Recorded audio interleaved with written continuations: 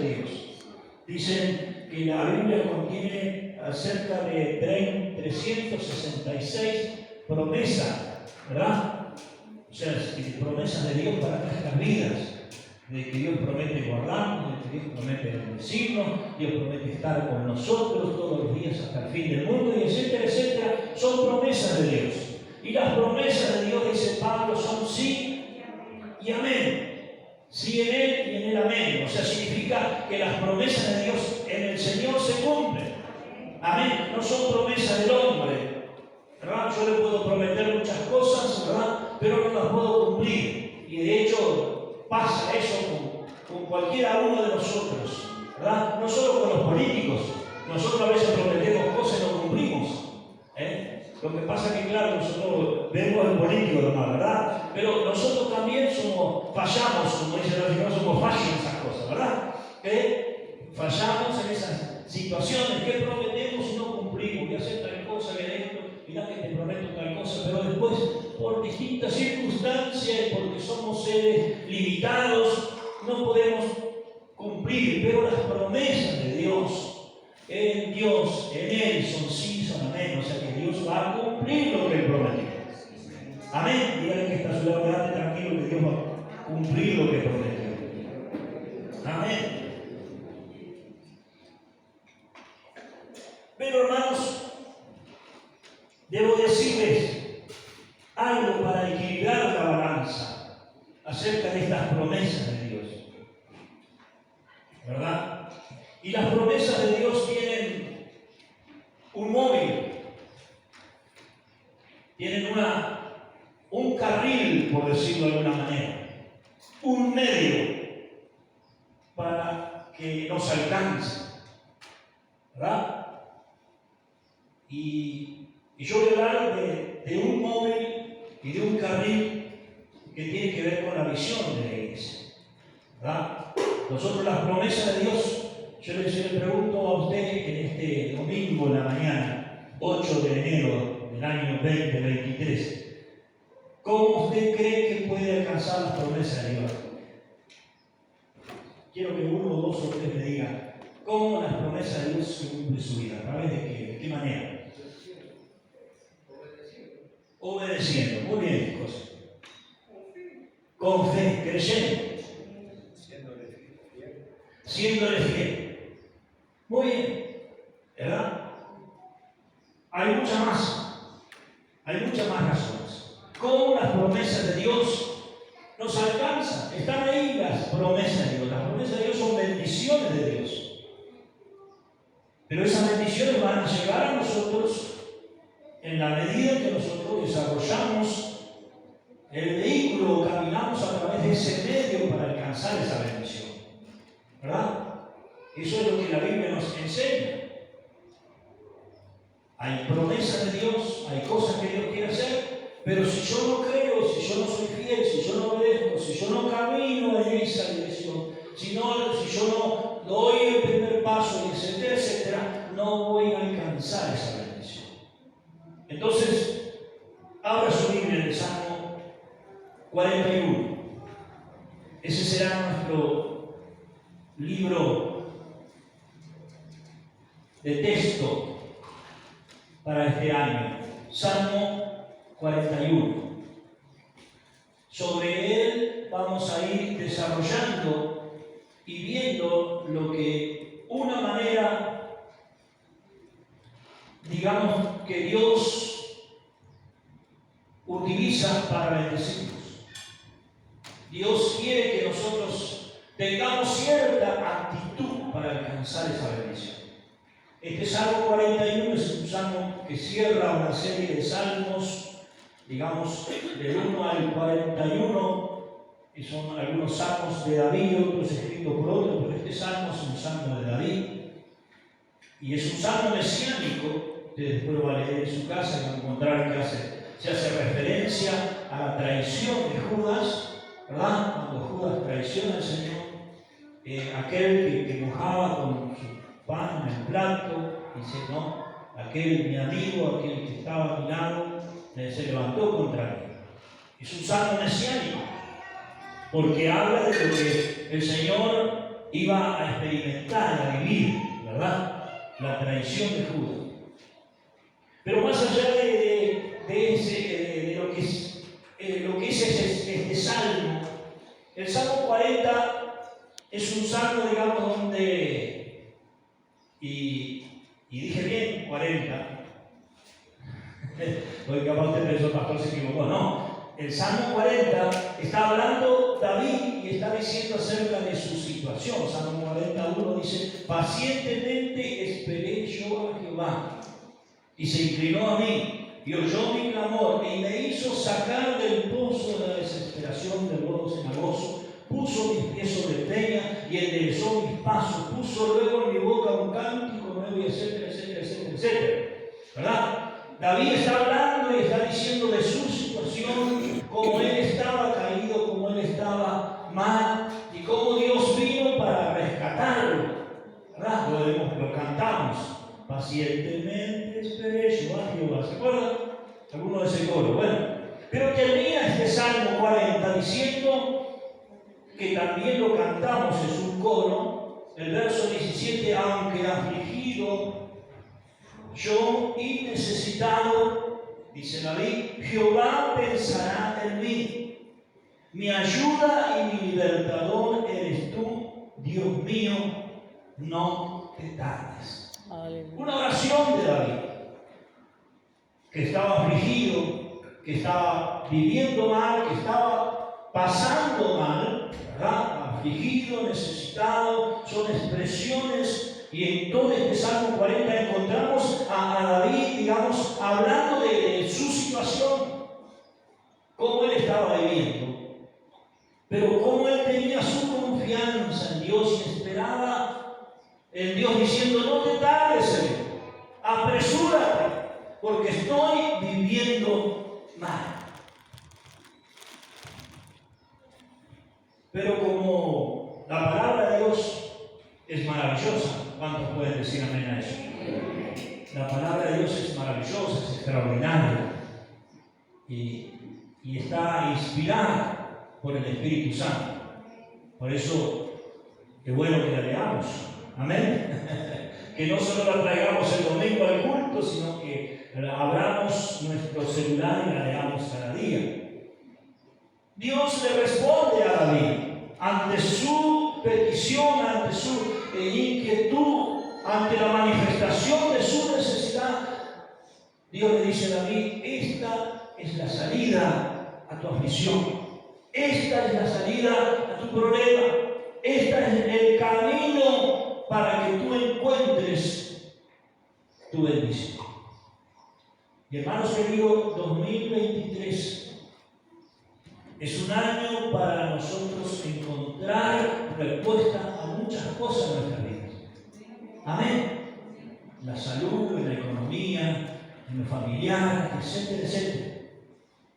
Pero lo primero, bienaventurado, dichoso, feliz el que piensa en el pobre. Otra versión dice: el que piensa en el débil. Otra versión dice: el que piensa en el necesitado. Otra versión dice: el que piensa en el que está perdido. Dichoso, feliz, bienaventurado, son sinónimos. Dice: el que piensa en el pobre. ¿Por qué? Porque en el día malo lo librará Jehová. Amén. Aleluya. Lo que está diciendo Dios a David: David, este es el camino. Cuando tú dejes de pensar más en ti, de pensar menos en ti y pensar más en lo demás, estas bendiciones te alcanzarán. Amén. Amén. Dígame que está a su lado, eso es para ti. Opa. No te hagas el distraído.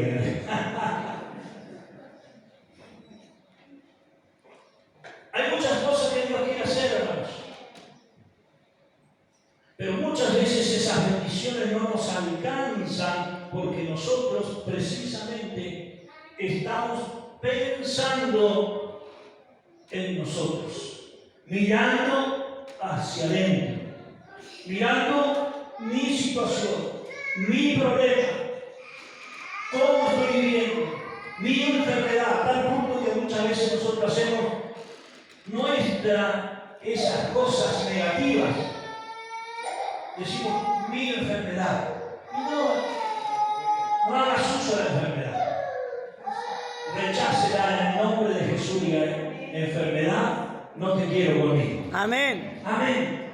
Sin embargo, si mi problema, mi matrimonio no está funcionando, mi situación, mi esto, mi otro, mi país, no, mi selección uruguaya, etcétera, etcétera. Y pensamos siempre en nosotros. Pero cuando nosotros comenzamos a pensar, y aquí la palabra pensar no está hablando de un pensamiento, sencillamente como nosotros lo entendemos, sino está hablando de una acción continua. Pensar en un verbo que habla acerca de una acción continua, que tiene que ver no solo con un pensamiento, una idea, sino con la ejecución de esa idea. Y pensar en el pobre, en el débil, en el necesitado, en el menesteroso, dice otra versión, la versión antigua dice en el menesteroso. Y en unas versiones más modernas dice en el que está perdido. Cuando tú pienses, te vas a sentir feliz y te vas a sentir dichoso cuando empieces a pensar en los demás y no tanto en sí mismo. Cuando dejes de mirar tanto hacia adentro y mirar hacia afuera. Y hermanos, esto es una gran realidad que nosotros necesitamos como iglesia. Por eso comenzamos hablando de que somos iglesia, que la visión continúa. Porque basta solamente con mirar hacia afuera un poquito y sin tener que encender el televisor y mirar la noticia de lo que pasa en otras partes del mundo, ¿verdad? En las guerras, en los huracanes, ¿verdad? En los maremotos que destruyen ciudades enteras y etcétera, etcétera, terremotos y... Bueno, no hablemos de eso. Basta con sentarse afuera en su casa, en el patio de su casa y mirar lo que tiene y mirar su vecino y decir, gracias Señor por lo que tú me has dado. Amén. Pero mirad cómo está fulano, cómo su familia se está destruyendo, cómo la droga entró en ese hogar y partió en 1000 pedazos esa familia. Cómo la enfermedad, cómo el engaño, el adulterio y tantos otros tipos de bichos raros ¿verdad? Han hecho tanto daño y nosotros miramos y decimos gracias Señor por lo que tú me has dado. ¿Usted hace eso o no? Amén. Amén. Es bueno eso. Que está con su compañera, su esposa, dígale gracias Señor por lo que tú me has dado. Amén. Hay mejores, pero era lo que había, Señor. No, eso no vaya a decir. Eso no vaya a decir. ¿No? Está feo. Y Majo ya está al borde de las lágrimas, está pensando en Tony, ¿verdad? Que está tan lejos allá, dice mi gordito, ¿cómo estará pasando? Bueno, esas cosas son lo que hace el amor, el enamoramiento, ¿verdad? Pero sin duda, hermanos, gracias por el auto que tenemos, por la casa que tenemos, ¿verdad? No es un palacio, pero es lo que tengo, Señor. Gracias por eso. Gracias por la cama que puedo dormir, ¿verdad? Por la almohada, aunque no de pluma, pero puedo recostar mi cabeza en esa almohada. Bueno, Por el agua. todas esas cosas que Dios nos ha dado, ¿verdad? Pero que nosotros no podemos seguir, ¿verdad? Teniendo y pensando ¿Cuánto necesito? Porque siempre vamos a ser necesitados. Porque siempre vamos a ser carentes de cosas. Siempre algo nos va a faltar. ¿Verdad?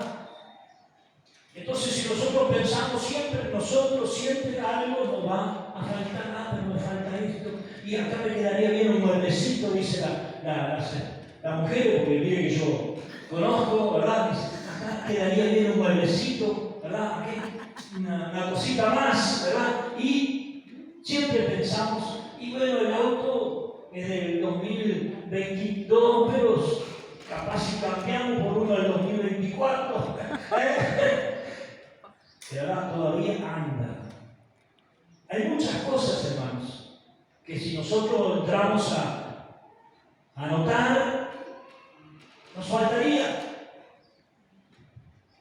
Pero es tiempo de que como iglesia, de pensar en el débil, en el necesitado. Amén. El pobre, como dice este texto aquí, no es el pobre de recursos económicos. El salmista no está pensando en el recurso económico, y aunque es importante la ayuda que nosotros podemos ofrecer al necesitado, ¿verdad? Pero es aquello que dice la bienaventuranza, bienaventurado, la primera bienaventuranza. Usted sabe que es algo para los teólogos, ¿verdad?, que están aquí, los estudiantes de IET y teólogos. El Señor con mucha estrategia y sabiduría la puso como la primera bienaventuranza. Él subió al monte y cuando se sentó en el monte de las bienaventuranzas, comenzó a decir: bienaventurados los pobres en espíritu. ¿Por qué? Ellos recibirán consolación. Porque dijo, este es el key de toda la cosa.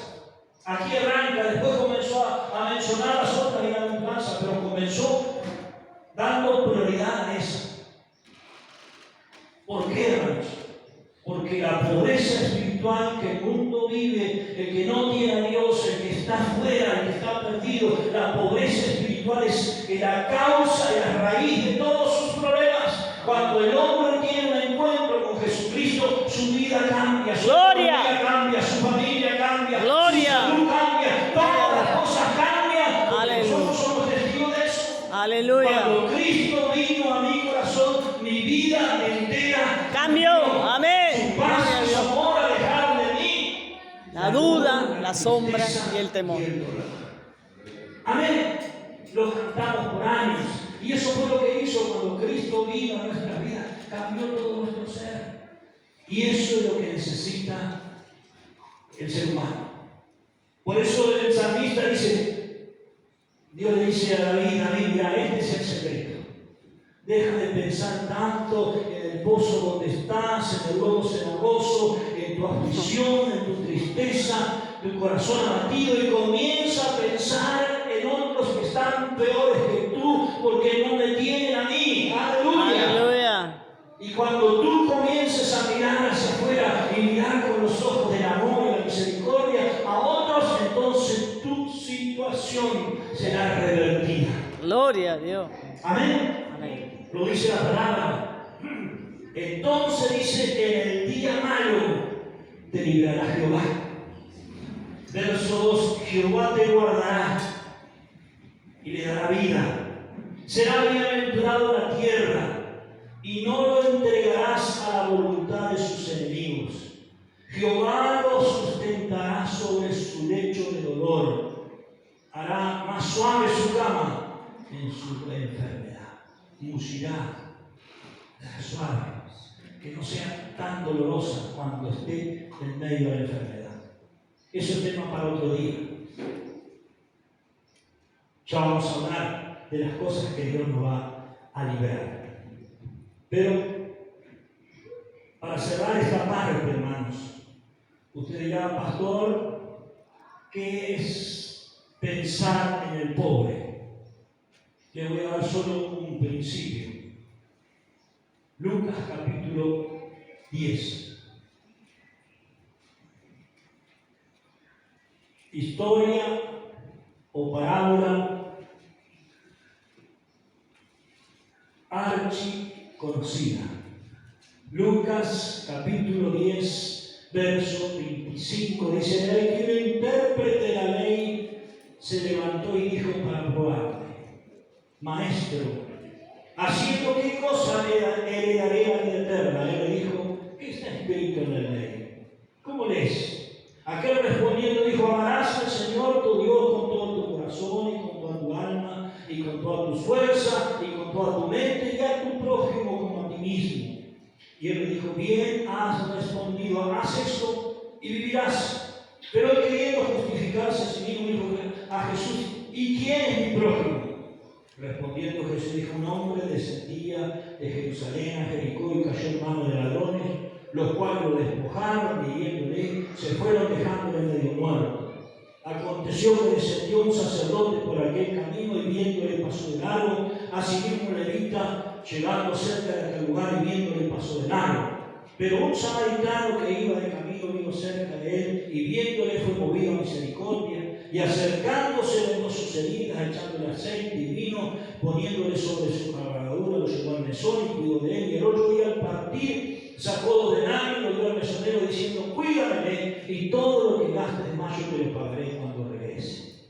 ¿Quién pues de estos 3 te parece que fue el prójimo del que cayó en manos de ladrones? Y él dijo, el que usó de misericordia con él. Entonces Jesús le dijo, ve y haz tú lo mismo. Amén. ¿Cuál es el pobre? ¿Cuál es el débil, el menesteroso? ¿Cuál es el que yo debo pensar? Ese que nos cuenta la parábola del samaritano. Ese que cayó en manos de ladrones. Juan 10:10 dice que el ladrón vino para... Bueno, sabemos quién es el ladrón. Ese hombre cayó en manos de ladrones, le robaron, lo hirieron, lo dejaron medio muerto. Pasó un sacerdote, pasó un levita, lo vieron y siguieron su camino. Pero un samaritano se detuvo y cuidó de él, lo sanó, le curó las heridas, le echó aceite y vino, lo puso en su cabalgadura, lo llevó al mesón, lo cuidó algunos días allí, después le dio dinero al mesonero, dijo, cuídame hasta que esté recuperado, y si algo gasta de más cuando yo regrese te lo pago. Ese, el que usó de misericordia, le dijo a aquel intérprete de la ley a Jesús. Y Jesús le respondió, ve y haz tú lo mismo. Y ese es el llamado. Hagamos nosotros lo mismo. Amén. No pasemos de largo. ¿Me entiende? Cuando es una idea, un pensamiento nada más, nosotros pasamos de largo. Pero cuando ese pensamiento se gesta en nuestra mente y llega a nuestro corazón, nosotros vamos a hacer como el samaritano. Vamos a detenernos. Y vamos a hacer algo. Cuando es una idea que revolotea sobre nuestra mente, ay, qué lindo que podemos hacer, ayudar a esta gente, repartir un proyecto, orar por ellos, predicar el evangelio, qué lindo esto. Pero es una idea nada más. Y nos quedamos arriba del muro mirando. Seguirá siendo una idea y nos transformaremos en sacerdotes o levitas. Pero en esta mañana hay aquí muchos que quieren ser samaritanos. Amén. ¿Cuánto levantan la mano y dicen, yo quiero ser un samaritano? Amén. Ya de paso le invito para el 27 y 28 de enero, vamos allí abajo, vamos a tener 2 días de campaña. Después ya le va a llegar la invitación, pero yo se la hago. Es oficial porque se la hago yo hoy. Usted no diga, no, nadie me invitó, no, pero es oficial porque me invitó el pastor. 27 y 28 de enero, viernes y sábado, ahí abajo. Vamos a tener 2 noches de campaña. Tenemos un invitado que va a cantar y tenemos un predicador invitado para esas noches. Invite a otro, traiga a los enfermos, los necesitados, los afligidos, que reciban del Señor. Amén. Amén. Y el domingo 29 por la mañana tenemos culto y a las 12 tenemos bautismo. Ya tenemos varios candidatos. ¿Cuánto hay, Elisa? Vale, 4, 5. Muy bien. Me dice esa mano. Una mano. Es la silla así. Bueno, aquel que no se bautizó tiene la oportunidad. Domingo 29 a las 12 del mediodía terminamos el culto acá y nos vamos a la casa de nuestro hermano Juan y Doris allá para celebrar un bautismo. Gloria a Dios. Amén. Están todos invitados. Amén. Amén. Pero venga primero a la campaña, tráigalo, que se entregue a Cristo. Y si se entregó a Cristo, si quiere bautizar, mañana mismo bautizo. Así rapidito, ¿verdad? Como hizo Felipe. ¿Se acuerdan lo que hizo Felipe? Con el etíope. ¿Y dónde hay agua? Aquí a camino, Felipe, vamos a perder tiempo ahora mismo, porque yo tengo que seguir el camino, ¿verdad? Y la obra del Señor continúa, ¿verdad? Si puede recibir clase bien, si no, se le da después. Amén. Hay protocolos burocráticos que lo vamos dejando de lado cada día menos. Cuando dicen amén. Amén. Aleluya. Lo vamos dejando de lado porque hay prioridad de alcanzar al necesitado. Amén. ¿Cuál es la característica, hermanos, del que piensa en el pobre? El que se detiene.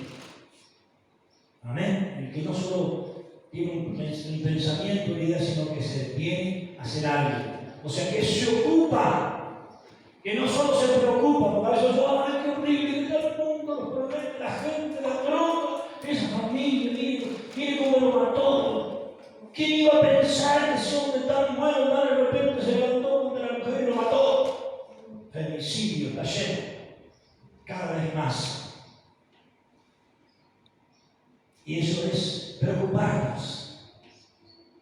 Pero nosotros tenemos que ocuparnos. Amén. Porque si nosotros observamos el contexto de la historia, de la parábola del samaritano, el sacerdote y el levita se acercaron. Mire, está jodido, che. Qué paliza que te dieron, ¿verdad? Mirá cómo estás. Vámonos. ¿Por qué se fueron aquellos hombres? Y aquí le doy el segundo principio. Primero, deténgase, no pase de largo. Segundo, no le tenga miedo a lo que puede venir. ¿Cuándo dicen amén? ¿Por qué, pastor? Porque aquellos hombres, es muy posible, hermanos, es una parábola y podemos darle digamos, sacarle algunas ideas que allí no aparecen. Yo me tomo ese atrevimiento, después que me juzguen los teólogos. ¿Qué pasó?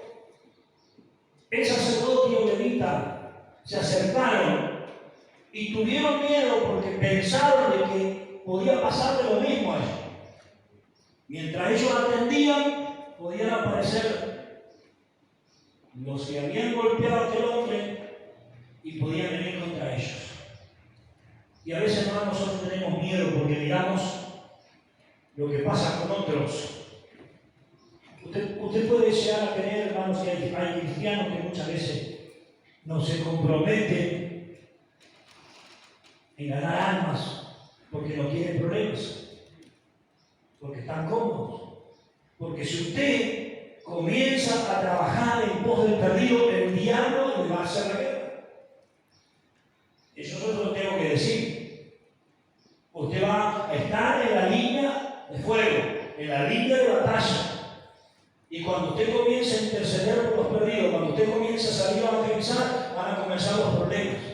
Y usted, yo pensé que iba a ir todo bien ahora que estaba sirviendo al Señor. No, porque el diablo no va a aplaudir lo que usted está haciendo. El diablo se va a poner furioso y se va a levantar contra su vida y va a venir. Y aquellos hombres, el sacerdote y el levita, temieron lo mismo.